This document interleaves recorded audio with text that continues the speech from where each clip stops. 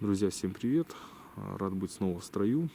Давно не снимал видео про свое давнейшее любимое увлечение, про свое хобби, про свою мастерскую, потому что все силы, все денежные ресурсы, все идеи, да, были вложены вот в это строительство вот этого дома, и до мастерской просто не было времени, хотя очень сильно скучал.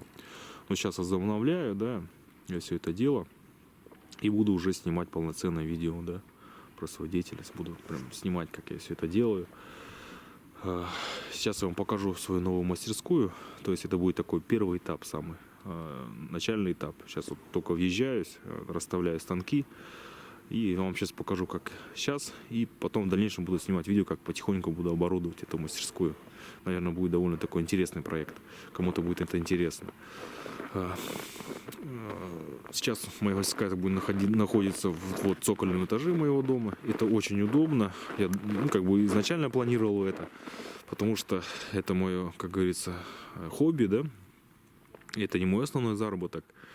И удобно это очень с той точки зрения, что вот в зимний период времени, допустим, у меня какая-нибудь придет идея в голову, да, я вот в любое время спустился вниз и реализовал ее. А если, допустим, у меня бы там отдельно стоящую какую-то мастерскую я строил бы, да, мне пришлось бы ее либо топить, ждать, пока все это дело растопится, либо его всегда отапливать, чтобы было там всегда тепло. Но это как бы в плане, ну, финансово не очень как бы выгодно. Вот так вот. А здесь как бы там уже будет кочегарка находиться, и, соответственно, ты топишь дом, и, соответственно, вот и цоколь также отапливается. Это очень удобно. И там по затратам меньше выйдет, чем, допустим, отдельно стоящее помещение топить. Сейчас я покажу вам, как выглядит с этой стороны. Как видите, там цоколь был зарыт, наполовину он зарыт, да, закопан, а с этой стороны нет, потому что я покупал участок, и этот вот котлован, кстати, был, и вот цокольный этаж из СБС-блоков была выложена коробка, а вот термопояс, там плиты перекрытия, стены, вот, кровлю уже строил самостоятельно. Вот так вот. И вот эти подпорные стены тоже делал самостоятельно. И проемы резал тоже. Кому интересно, на моем канале об этом всем весь видео, кстати. Заходите смотреть.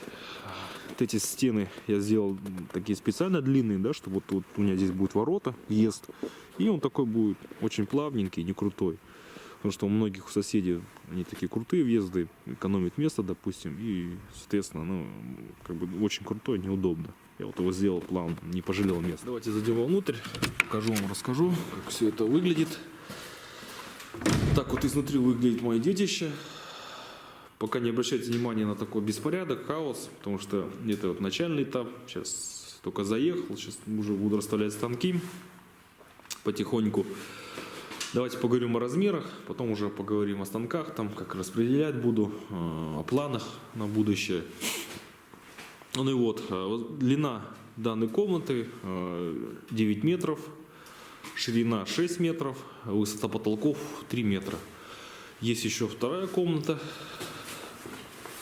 но она будет перекрываться, чтобы ее отдельно не топить, там, тратить тепловую эту энергию.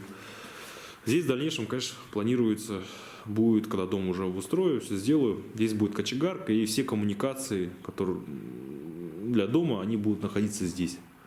Ну, бойлеры, не бойлеры, проводка, счетчики, ну, все будет здесь находиться. А здесь будет чисто мастерская, а здесь все для дома. Я думаю, вот это будет достаточно места, потому что здесь вот ширина данной комнаты 2,5 метра, ну и длина также 9 метров. Все, а пока сейчас это будет, как у меня, временное хранилище там, для материала, там, для каких-то ненужных станков там, лишних. Вот так вот. По поводу высоты потолков я специально сделал, как я уже говорил, что я покупал участок и уже у старых хозяина выложил вот эти, в цоколь был, короче, цоколь, вот этот армопояс я уже заливал сам. Армопояс специально сделал я 50 сантиметров, чтобы потолки, ну, сделать 3 метра. Вот так вот. Не пожалел, да, там, допустим, ресурсов. Все-таки сделал так вот. Потому что это очень удобно. Даже вот смотрите на лист ЛДСП, он только там 2,75, 2,70, да, где-то так вот, 2,70.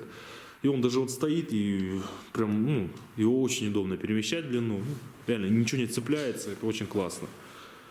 Чем выше потолки мастерской, тем лучше. Короче, вот так я вам скажу. Конечно, немножко пришлось пожертвовать высоту, что мне, пришлось, дом поднялся, соответственно, до крыльца стало, повыше. Это, конечно, чуть-чуть неудобно, но я пошел на эти жертвы, потому что все-таки для меня очень важно, чтобы в мастерской была такая высота.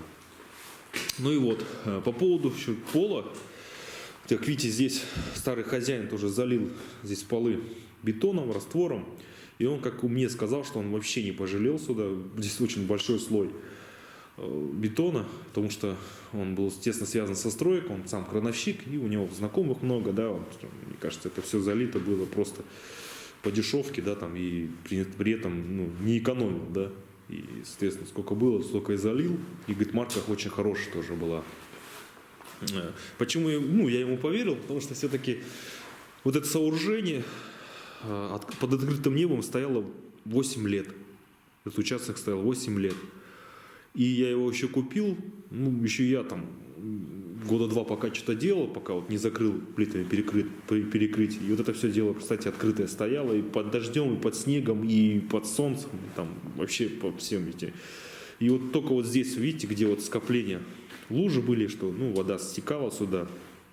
Вот здесь только разрушение пошло самого раствора.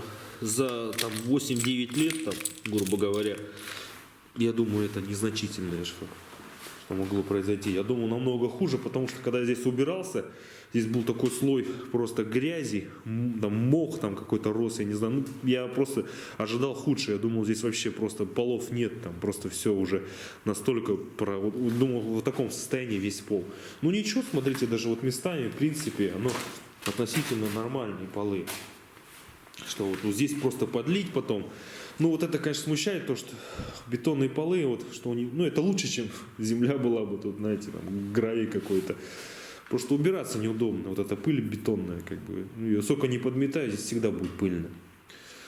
Изначально, конечно, я планировал, прежде чем въехать сюда, я думал, что я успею перед зимой залить здесь полы, и потом только затаскивать сюда уже мастерскую переезжать. Ну, потому что это двойная работа сейчас у меня будет. Что я, представьте, расставлю станки, а потом весной, если денежка будет, потому что все-таки все ресурсы у меня денежные, там, силовые, все, что возможно, я трачу на стройку дома. Потому что ну, надо думать не только о себе. У меня есть семья, которая хочет быстро въехать в дом. Побыстрее, то есть. Поэтому я все туда вкладываю. А потом уже лишняя денежка останется, я все-таки, ну, сделаю, оборудую вот это место. Мое детище, как говорится. Ну и вот. И как бы, думал, что успею. Ну, не успел. Ну, хоть это сделал, знаете, и то радует. Вот так вот. А так потом в дальнейшем все это, конечно, либо зальется раствором, ну, как бетон, ну, стяжку сделаю потолще. Как я изначально, конечно, планировал, может потом переиграться, стяжку сделать, потом зашлифовать все это вот это вертолетом, специальным станком, и потом вот его потом зашлифовать до зеркала, ну, вот это состояние зеркала, и потом покрасить специальной краской, как для авиационной, или как эта краска называется. Как бы у меня на работе так сделаны полы, ну, прям вообще комфортно очень, там пыль на них просто не сидит, она прям сдувается, очень гладкие полы такие. Либо есть второй вариант, это сделать минимальную стяжечку, там где-то вот выровнять просто пол, вот этим выравнивающим полом, вот в этих местах именно. И положить плитку эту керамогранитную. Ну, это самая дешевая, которую вот применяют для напольную плитку. Обычно в каких-то в офисах, знаете, вот ее ставят. Если, кстати, ее бэушную продают, кстати, она, в принципе, в хорошем качестве, можно здесь постелить ее. Кстати, купить она стоит где-то в районе 250 рублей за метр квадратный. Как бы, ну, там, 1015 на плитку, там, она раствор, сколько-то там, 1020, там, ну, в общем, выйдет, там, я не думаю, что это сильно много. Ну, это как бы все в дальнейшем, это не сейчас. Это сейчас надо ждать все равно потепления, и там уже думать. Стены, по поводу стен, в планах было, конечно, самое бюджетное, что мне пришло на ум, это обшить стены обычным профлистом белым. Самым дешевым купить, тонким, идет там толщина металла. И, в принципе, он беленький, эстетично выглядит. Как я люблю, когда все светло в мастерской. Это вообще будет замечательно. И на металле, на этом пыли, ну, как бы она не держится. Там, сдунул, уборка вообще тоже очень удобно. Сдунул эту пыль с стены и все там. Или веником прочистил. И как бы вообще очень быстро моется, короче, все это дело чистится. Штукатурить, ну, я не считаю, что это нецелесообразно ни с точки зрения финансов, да, там. и трудозатратности. Это, ну, просто это ужас. Такие стены штукатурить, потом белить, потом жене, ну, как бы я сразу откинул эту мысль. Представьте на этой стене. Это нереально. Просто реально, нет смысла в этом. Другими материалами вшивать, там некоторые, кто мастерские вагонками вшивают, это я вообще сразу откинул. Во-первых, пожары небезопасно, и мне не нравится, когда все в дереве. Как бы, зонировать можно, какие-то места сделать прикольные такие, но не все. Вот так вот, таких вот планов. Конечно, все потом переделать, но это проводка все временная, бросил проводку, это не будет, это потом специально сделать, как бы на провод не сильно много денег потратить. Временно пустил, временное, знаете, оно может и надолго здесь быть, так что, как бы все сделал, как бы счетчик завел, все нормально. То есть автоматы, все с этим проблем нету. По поводу освещения, видите, тоже, кстати, довольно светло, обратите внимание, хотя стены все такие серенькие, все как бы темное, такое убогое, но при этом довольно светло. Я вот поработал даже чуть-чуть здесь, и я не чувствую напряга какого-то. В плане того, что тени какие-то, не знаю, вообще. Вот купил такие лампы светодиодные, там, самые мощные, которые были, там, продавцу Константу подошел в отдел, сказал мне вот такие, что прям мастерскую надо светить хорошо. Объяснил квадратов, объем воздуха, объем полностью. Он там мне просчитал, он вообще просчитал, мне говорит, тебе, хватит 4 ламп на все это. Блин. Я ему объяснил ситуацию, что я прям вообще хочу, чтобы прям вообще светло было. Он говорит, мне вот 6 ламп прям за глаза. Я изначально планировал там вообще 10 поставить. И как бы сейчас я понял то, что это вообще бредовая мысль была. Даже вот с 6 лампами это вообще просто огонь. И потом в дальнейшем, конечно, какие-то лампы там где-то на стены повешатся, где-то, допустим, станки какие-то стоять будут, определенно, где света надо больше. Там уже, конечно, можно отдельно какие-то лампы сделать, именно чтобы зонированное было освещение.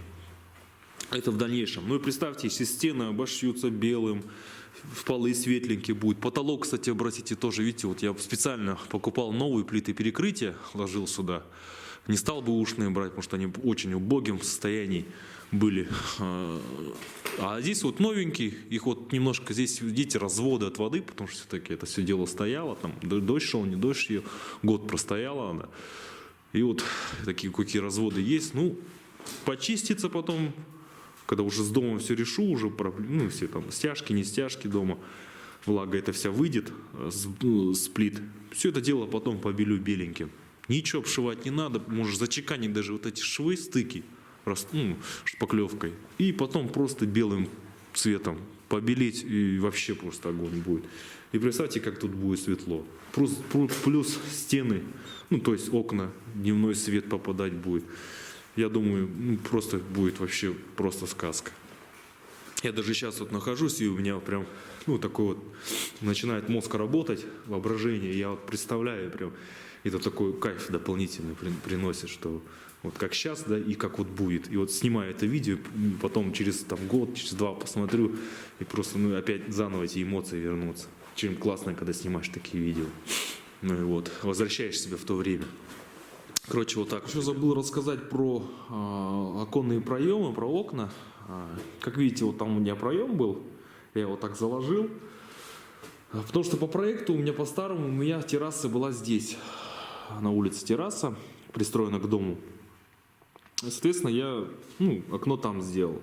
Потом проект у меня поменялся, и терраса у меня теперь вот там по проекту. И это вообще еще лучше, потому что вот по этой длинной стенке можно установить 2 окна. 2 полноценных такие прям, не полноценных, но подвальных полноценных окна. Вот высотой будут как вот размер блока, потому что у меня земля как раз подсыпается вот по 3-й блок.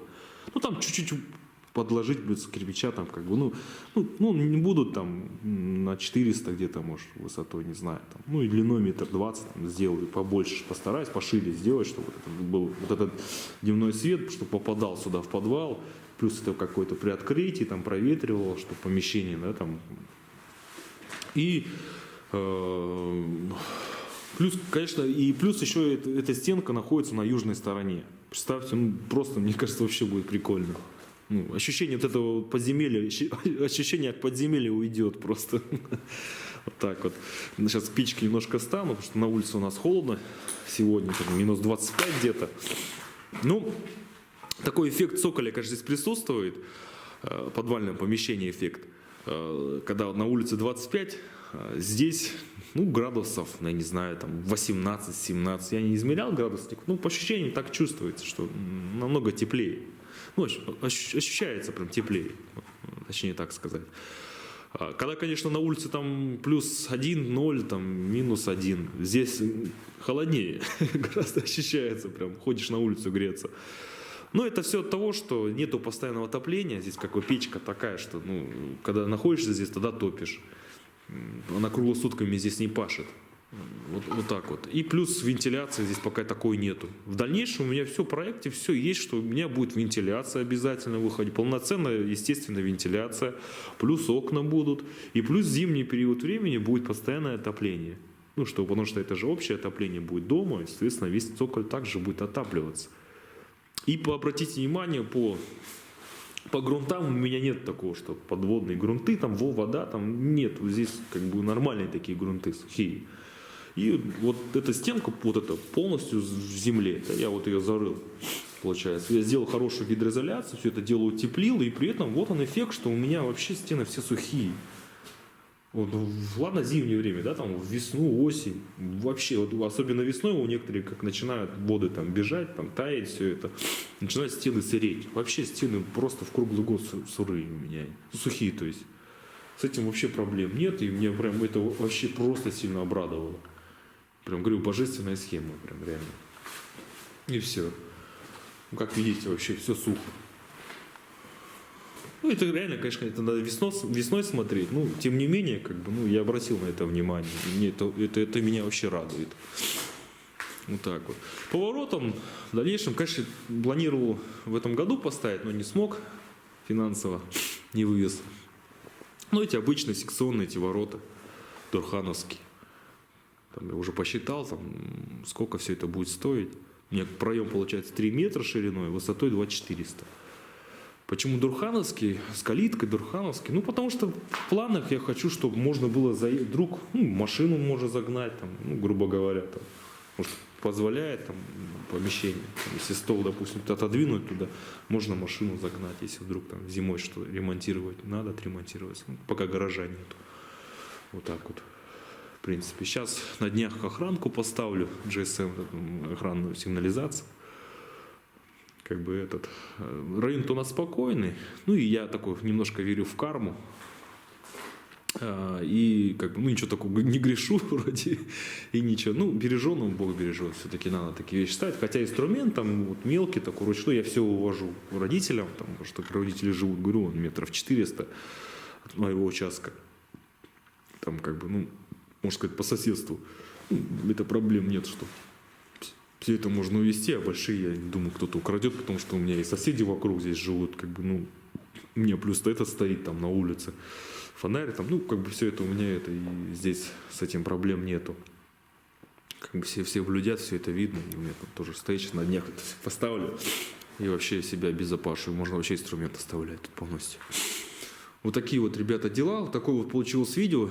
Опять, наверное, затянутое. Ну, просто охота поделиться. Давно не снимал видео, и просто мне это, ну, прям реально интересно. Вот так вот. Так что, спасибо, кто досмотрел до конца это видео. Всем удачи, до скорой встречи.